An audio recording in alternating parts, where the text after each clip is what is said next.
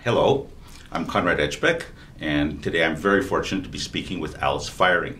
Alice Feiring is aptly named. She has been firing off a message to winemakers for many years about making wines naturally. That is to say, not adding any additives and keeping them true to their roots, literally. Her latest book talks in great detail about that. It's called Naked Wine and Letting Grapes Do What Comes Naturally.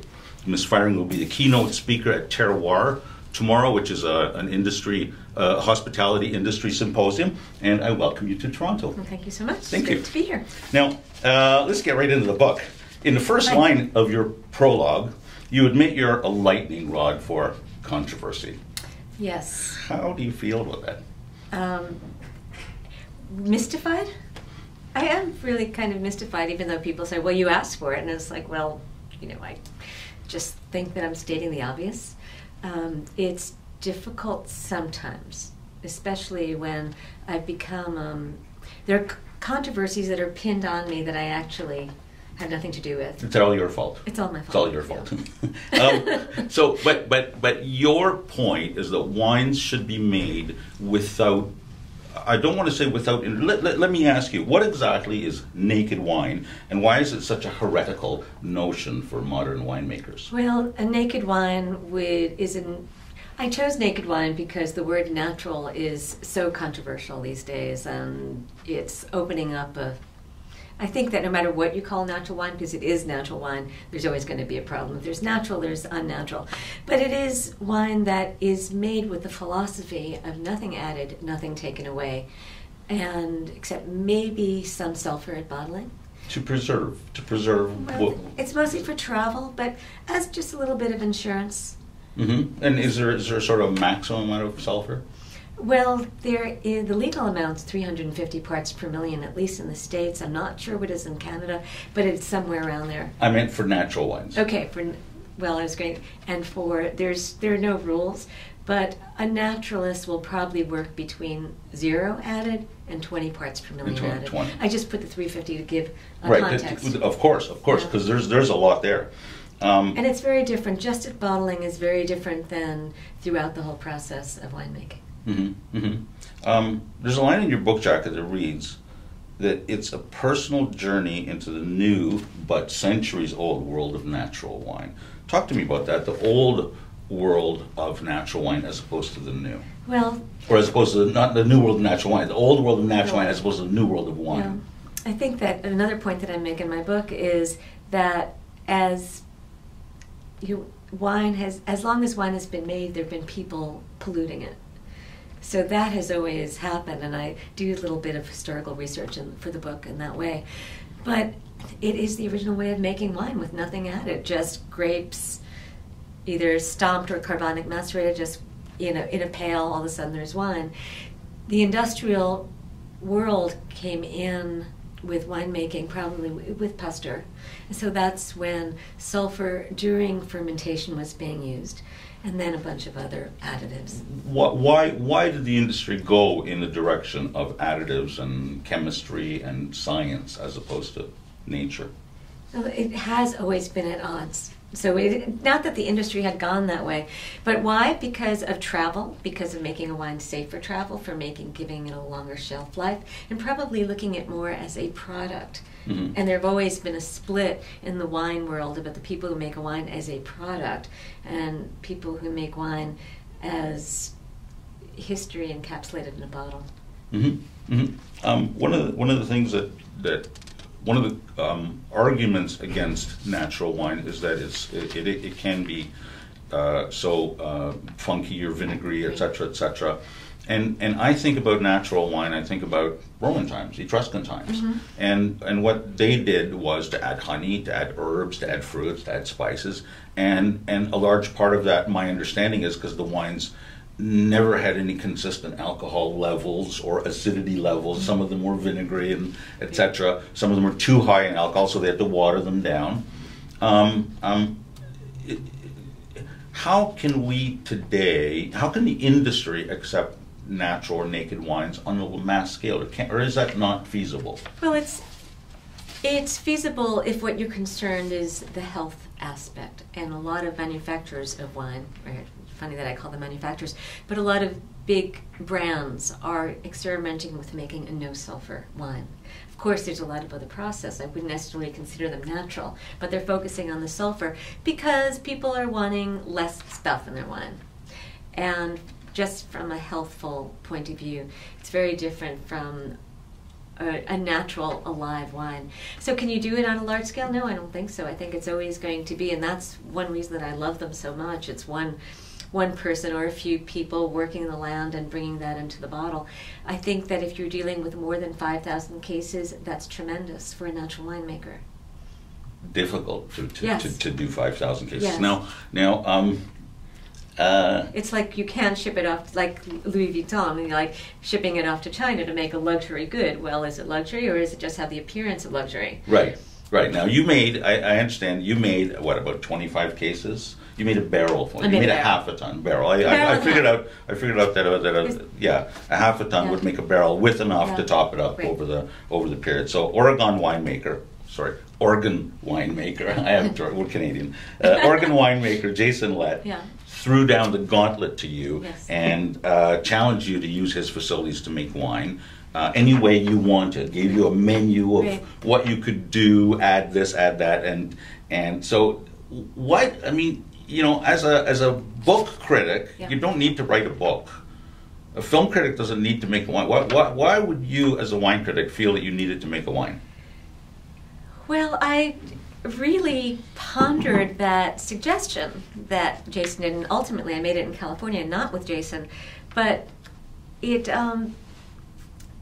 I knew I'd learn a lot.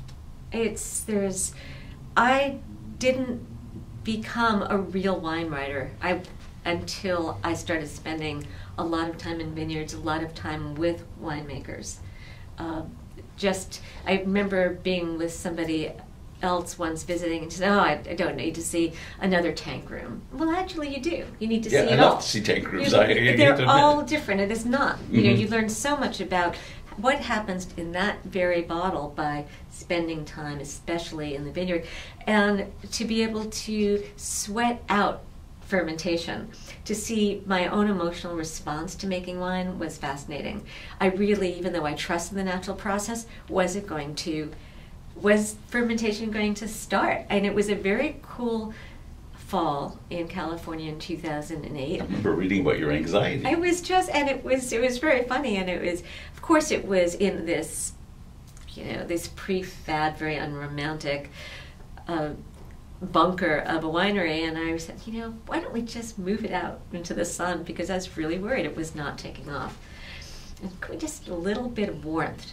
And he said, temperature control. And I said, well, but it's in a sterile environment in there in the winery, so it was really more natural. Still natural with a little bit of help. Yeah. Was there a little bit of hubris involved in making that wine?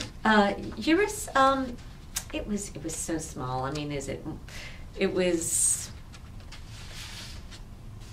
was a clash of egos, but I don't think, all I wanted was to see it through. What was the biggest challenge? The biggest challenge was the fact that I didn't grow the grapes, and I didn't even get to pick them, and I felt really stupid about that. That I was doing what it was an incomplete process. It was an incomplete process. You have to take it from spring to the next spring, basically. Because in that way it was kind of meaningless to me, because I didn't have the emotional, as a lot of New World winemakers don't have that emotional investment, because so many of them are purchasing grapes. So I was just being a negociant, really. But it was the feel of fermentations, because I was doing pigeage and I got in there twice a day, very gently. To be able to feel fermentation kick off on my body was very exciting, and to see why the body is the perfect tool for punch down. And there was one night I was going, I'm tired, I'm just not going to take off my clothes and jump in, I'm just going to punch it down. It was too tough.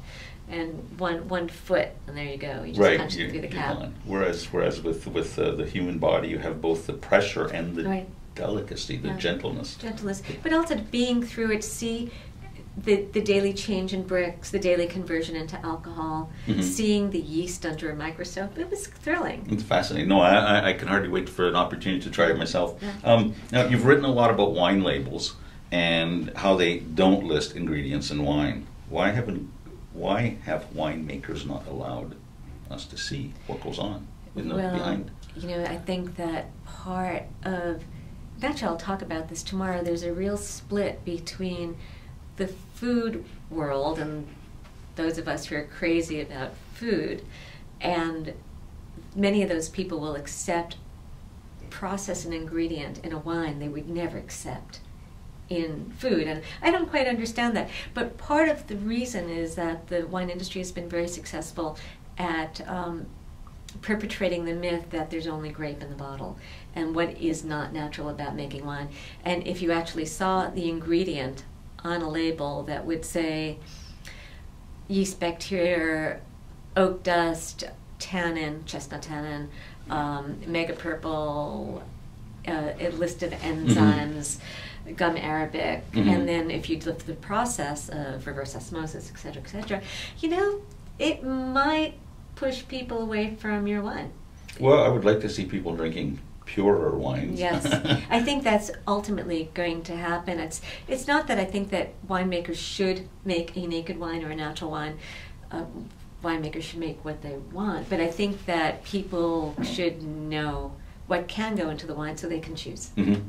That's all. Yep, I agree. Now, in your bio on the website, you admit that wine has invaded your dream life. Yes. Can you share some of your concerns about where the industry is going? Are they going to be dreams or are they going to be nightmares? I think any industry will always have both, but I think we are entering a golden age in winemaking. There is, right now, I mean, there's way more choice than there used to be. There are 4 colors of wine that are accepted now, I think. I think orange is okay, accepted. Yes. So it used to be just 3, right? Well, I thought brown was one of them. Well, garnet, that's true. Yeah. So I think that's great. I think there's more, during the dark ages of the height of the wine advocate autocracy, there was really big wine and bigger. And so now I think that people are more accepting of a wine that is lighter in bodied. I hope so. And also I see in California, in the New World, people are using fewer ingredients in their wine. And a lot of people are really experimenting with pulling back as much as possible, and I think that's great. Well, I'd like also for consumers to respond by starting to appreciate some of those lighter wines and not expecting something to be as black as olives and blackberry juice. Thank you so much. Thank you so much for talking. I'm really pleased to have had this opportunity. Alice Feiring is the author of Naked Wine, Letting Grapes Do What They Do Naturally. And also, if you have an opportunity, I want you to see her older book, which is The Battle for Wine and Love, or How I Saved the World from Parkerization. Thanks so much. Thank you.